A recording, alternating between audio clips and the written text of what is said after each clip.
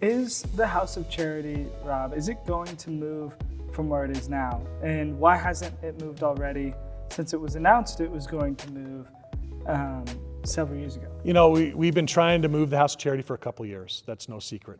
It's a difficult prospect. You know, as I mentioned earlier about commercial real estate owners, they need to pivot their business model and be adaptive to the times. Same thing with Catholic Charities. When we built the House of Charity, I worked on that project myself. Congregate shelter where 150 guys are sleeping in the same dorm, 2 inches away from each other, snoring all night, coughing on each other, you know, having nightmares, talking in their sleep. That was the best practice back then in 2000. It was because of economies of scale and efficiency. A giant dorm room with 150 guys, you can have one staff person who watches over them all night. If you have 150 separate rooms, you need to do rounds and check on every room. It takes more staff. So from a security and a staffing perspective, congregate shelter was the way to go. Fast forward 24 years. Now we know more. There's been more studies about the homeless. You've read some of these studies. We know congregate shelter is not trauma-informed care. When someone is struggling with mental health and addiction, they need their own space. They need a private space. They can't sleep in a room with 150 other guys any more than you and I might want to do that.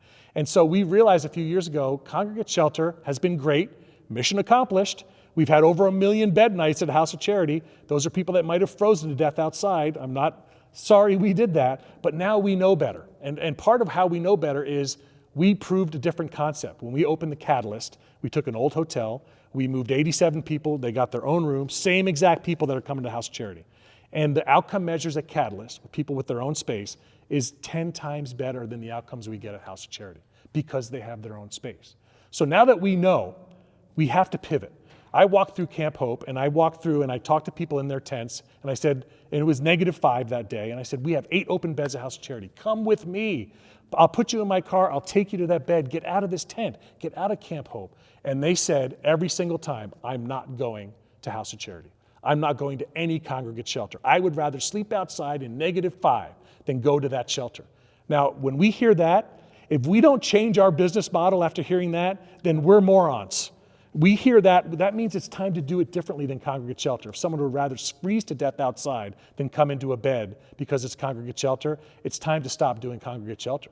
We realized that a couple years ago, in part thanks to the Camp Hope experience, and we started working with the city to either move House of Charity to a different location, transition it to a place where people have their own private space, even if it's tiny little rooms, and have a different model that's maybe more focused on things like seniors and respite, people coming out of the hospital.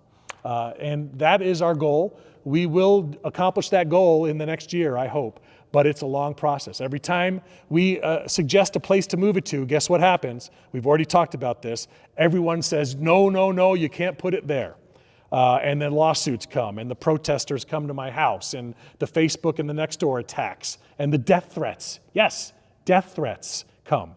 And so it's really hard to cite a homeless shelter in this community. But we're going to keep trying because we know we can't keep doing congregate shelter.